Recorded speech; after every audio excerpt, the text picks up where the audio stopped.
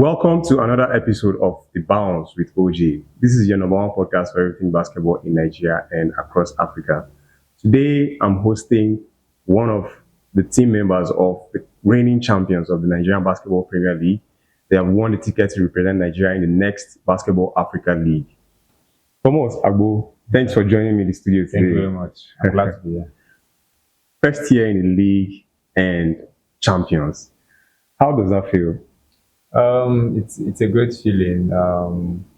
It's something that you can't take for granted because first year and you're winning it your first year. I'm not sure any team Has done it before in Nigeria. So it's a spectacular thing for us. Yeah. So what was the mindset in the beginning of the beginning of the league? From the beginning, it was to win it all. From the jump, it was to win it all. One game at a time, no looking back, focusing on each game, each strategy, and not looking back. We're not looking at we lose this game. Maybe after losing the game, we try strategizing on what we'll do. It was to win all game, but we couldn't do that because we lost against Rivers in the group phase and against Kano in the final 8, which we were not expecting, but it turned out how it meant to be. So, I mean, it's basketball now; anything can happen. Exactly. Okay, let's go back.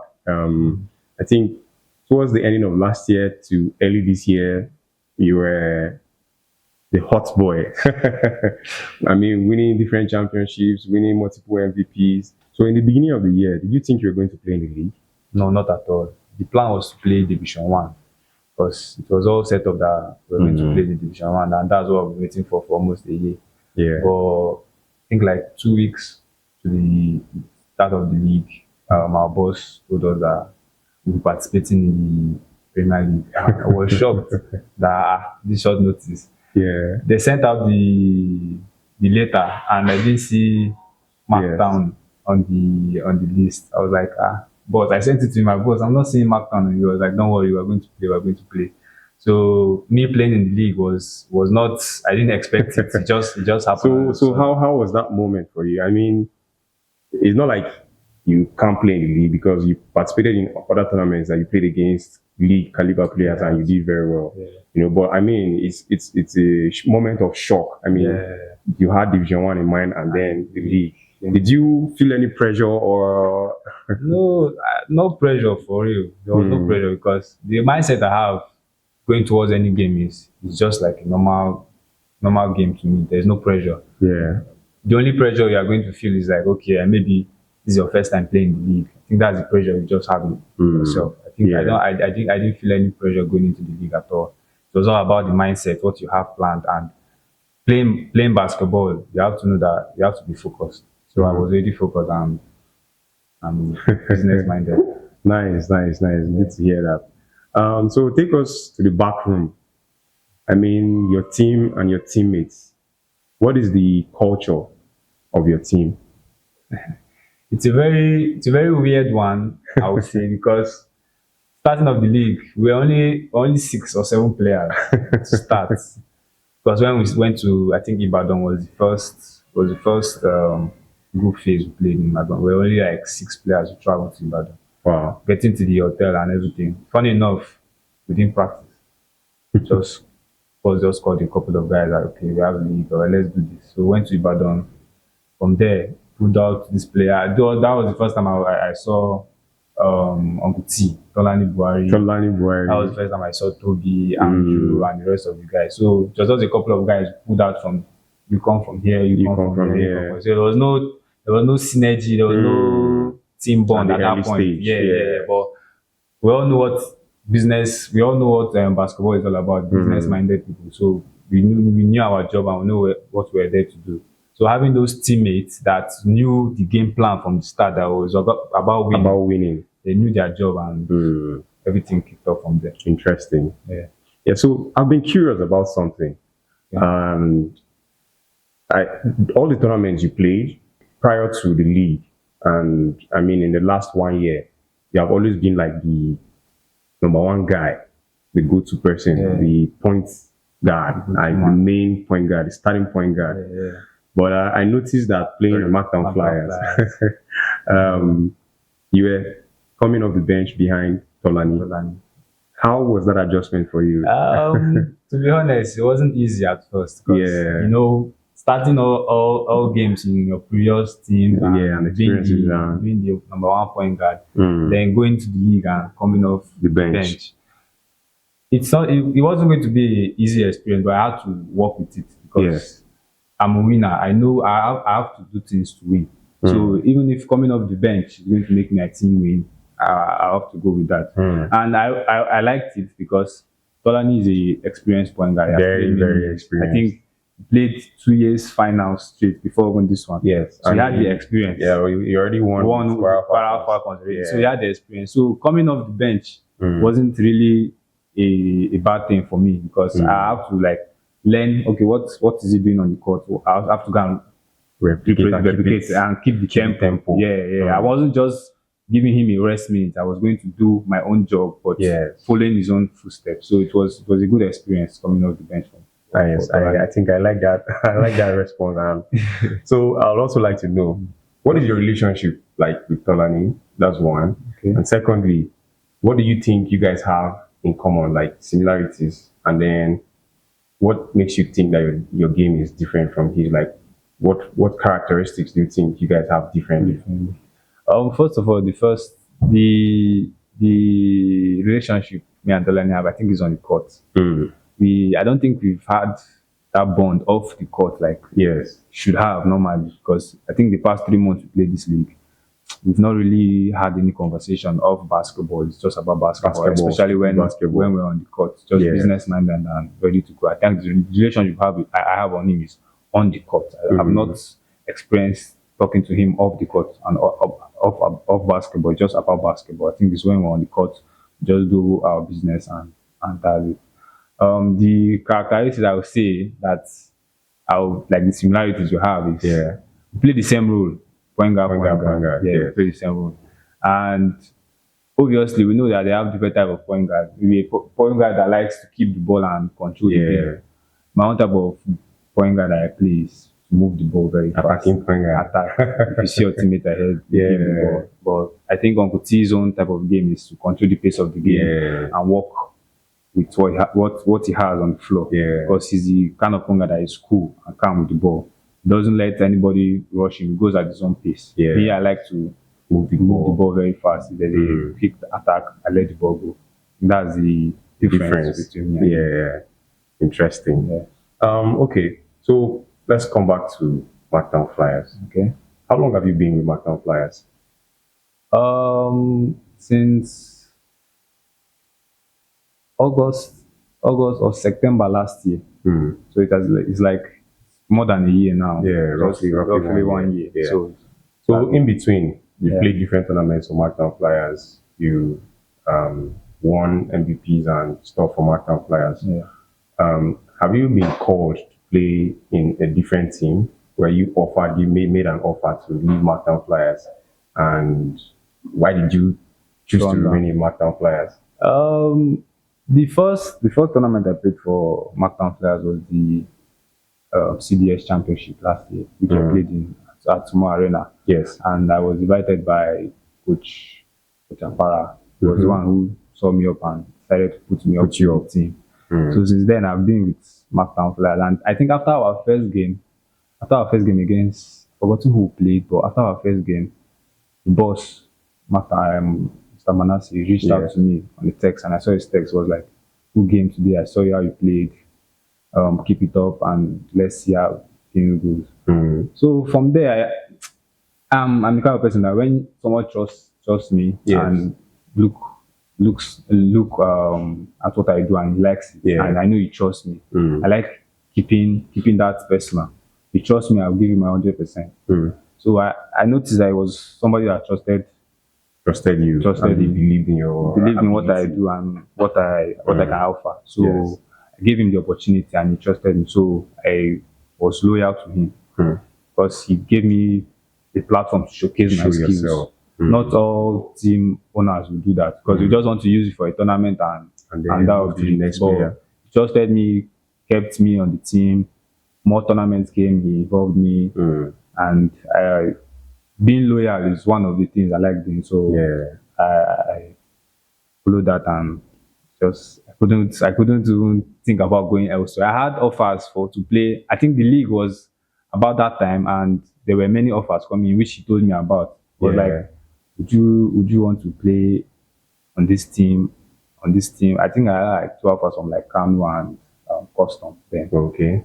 So he already told me that come and play Division 1 for him, Yes. for Markdown Flyers. Yes. Because we're in Division 1. Okay, so you were willing to So I was willing to sacrifice to play for Division play 1 Division than, One. than the league. So I was Wow. like, I told him that, boss, you already said I'm going to play Division 1. So, So- why change it? Let's keep it like that. No matter and how then things come, eventually you guys now play played in the league and won the league. So it's an interesting story there. So it's safe to say loyalty pays. Yeah. It's safe to say that loyalty Yeah, pays. it does. Okay, let's come back to the league. I think it will not be out of line to say that River Supers were your biggest opponent. Yeah, so take us through your encounter in the group stage, in the final Final 8, eight, and the final 4. The group phase were short in coaches and teammates. Yeah, that's what I would say. We're Yeah. short because our head coach, Coach Ninja, wasn't available. Assistant coach Abib and Coach Pepe wasn't available. Our owner Was not around, yeah. around. Our key players, which were Ojay, Bright, they were not around. We only had Chinka, did he play in the group stage? Chinka did play in the group stage. Bright, Patrick, Tolani, me, and the rest of the guys were the ones who played the game. And it was our team manager, Yeah, Zeros. Zeros. He was the one that coached us through the group phase with Uchichi, because Uchichi couldn't play in the group phase because he wasn't cleared. Yeah, clearance. So it was Coach Pepe, team manager Zeros, Zeros. and Uchichi that did the coaching job. At the start of that game, we're playing well. First quarter, second quarter, we're up. Yes. Third quarter, I think we're now down by 2 points. For the fourth quarter, that was when the destruction happened. I don't know what happened in that game, but we just lost focus. in that game. Can we blame it on experience? I would say the experience on the players and on the bench too. We're not having the bench. The bench. We're not the bench per se for players, but per se as coach aspect, because we didn't have any experienced coach on the bench. Yeah. Then Zero is not a coach. Yes. So he was just trying to fit filling in. Yeah. So it was a hard job for him to do at that point, but he Yeah. did well. He did well because he took us from the first game to the first pass game and won all the games All to the the games first pass until- game. Yeah. So he did well in that, but we couldn't start off with the win. And kudos to Coach Agbo too, because I think that game was mano a mano, and he brought his bench out. It was his bench that won the game for them. Wow. He brought like 3 of his home base players. They were the one that ended us in that game, and we couldn't recover. I think we lost that game by like 17 points or so.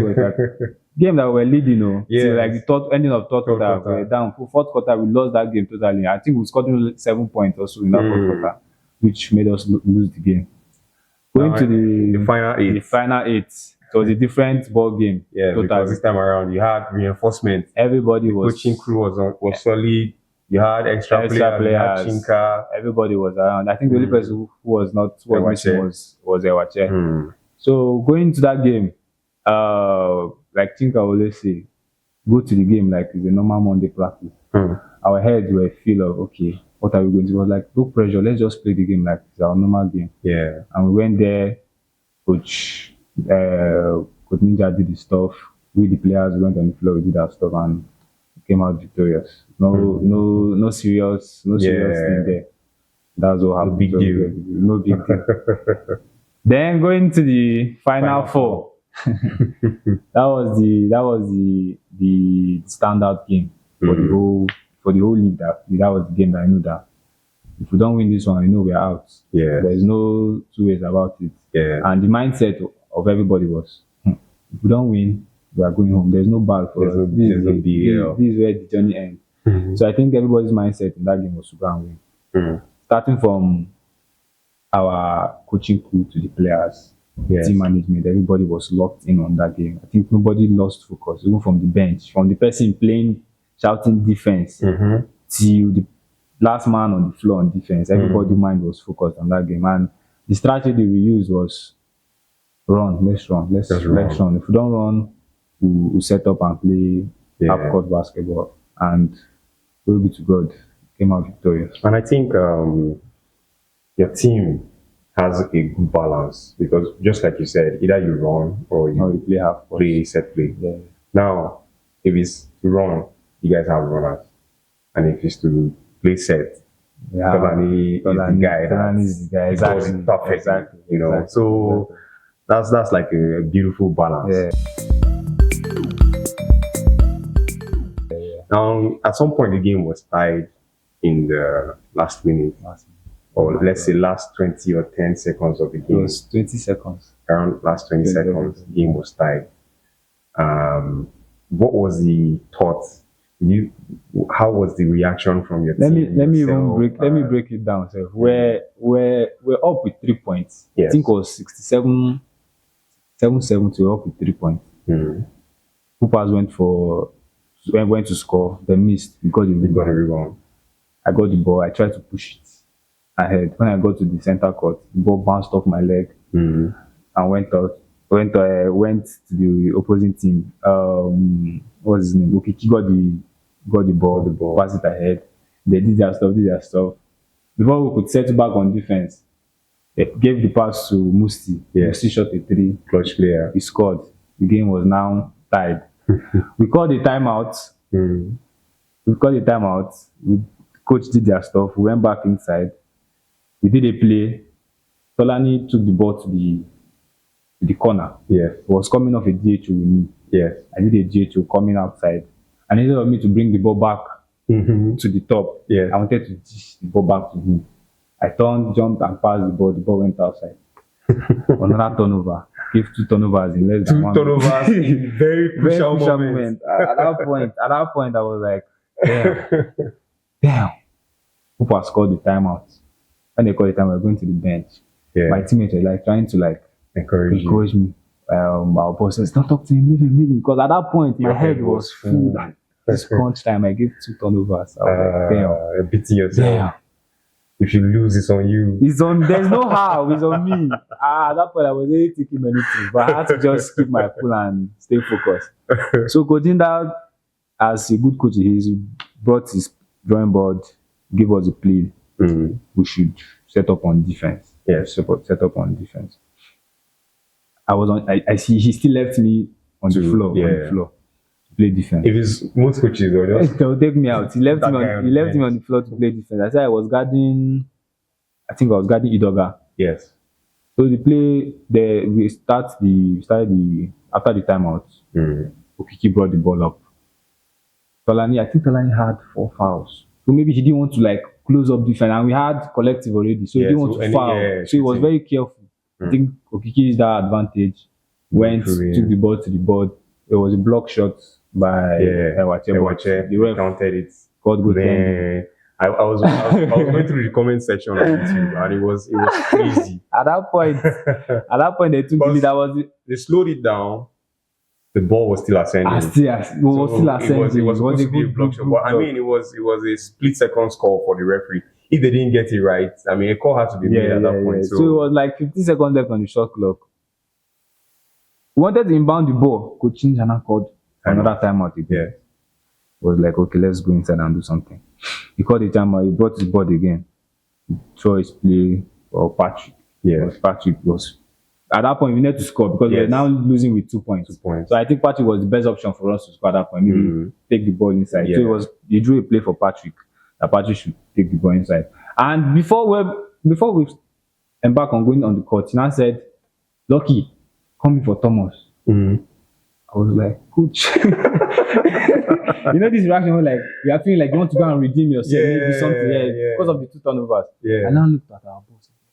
Please let me go inside back. He was like, no, I should just forget about let the coach do his thing. I was pissed, but how would I do that? He has made the decision. So we went on to the court. Lucky went on to the court. Patrick brought the ball down. The play we were meant to run, we didn't even run it. Chinga was meant to bring the screen ball. I think we went down. So Bright brought the screen ball. Patrick didn't use it. He did in between the leg, drove the ball, then kicked out to Chinga. Chinga when Chinga took that Took that shot. shot, And yeah. Before he even took that shot, I wish they saw our reaction on the bench. We like we had this the heads already. down, because that was not the plan. That was not the plan, but the shot went in. But we're so happy. We're like, yeah, let's go. And Hoopers didn't have any timeout left. I think they didn't have any timeout. No, they had a timeout, so Coach will call the timeout. It was now tied 77. 72, 72. 72, 72. They called the timeout. I think it was that same action that Okiki ran the first time. That they wanted to run again. Everybody set up on defense. Patrick now went to mark Idoga. Lucky marked Musti. Okiki did the same thing. Went to the ring, wanted to finish, but he saw a crowd of Bright. I think Bright was the most experienced person at that point to know that he would choke the pin. So he entered Okiki's lane. Chinga too filled that spot. Okiki was like, let me not go and do that same thing that they nearly caught. Now passed the ball to, wanted to kick the ball to Musti. That was when Lucky was already there. Lucky was a split second. Lucky just caught that ball and he didn't even think. Just sent it. Thank God Uncle T too did not even think too much. Sent it again. Patrick went to field. Oh, at that point it was now 0.8 seconds left. Yeah. They inbounded. Kinan still gave it to Musi. They missed that shot. Then we won the third. It was unbelievable. It was like a movie. Best basketball game I've experienced in my life so far. I mean, it was crazy. Yeah. It was crazy. A lot of people wanted you guys to win, not because you guys are new in the league, but I feel like because they wanted something new. Yeah. It has been rivals past, so they wanted something new. And I mean, it was a beautiful moment. Everybody enjoyed the moment, the emotions and everything.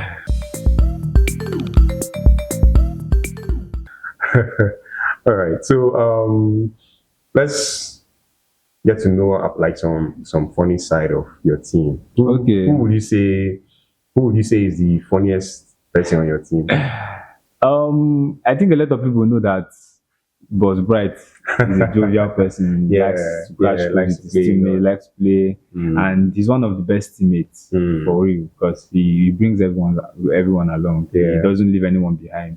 Even if you are moody, he's the one that will ginger you up, say some funny things. So he's the person that lights up the whole room. Even when the boss goes for our games, he's the one that brings the funny jokes with our Lucky. Lucky also is the one who brings up the laughter and the boss and everything. Then we have Lawrence, Obande, Toby. Those three guys like bantering themselves, especially when they're on the bench. Because Toby he didn't make the team for the final 12-man list. But he joined us in South Africa. So he was always coming to cheer us up and everything. And Lucky and Obande are the ones that will look at him outside the bench, maybe he's back on and say like, you are not because better cheer us up, better keep on playing your job and keep on cheering us. And maybe when Lawrence goes, there was this situation. I think it was against Chiefs. Lawrence went on the court. We're about to go for an offense. They caught a foul or something. They removed Lawrence out again. So it was like he didn't even touch the ball at that point. And then he came out. We were at the bench and Toby was already filled with laughter. Like he didn't even touch the ball and they already so there were lots of good moments. Okay. Yeah. Talking about Bright. I think it was during the CDS tournament.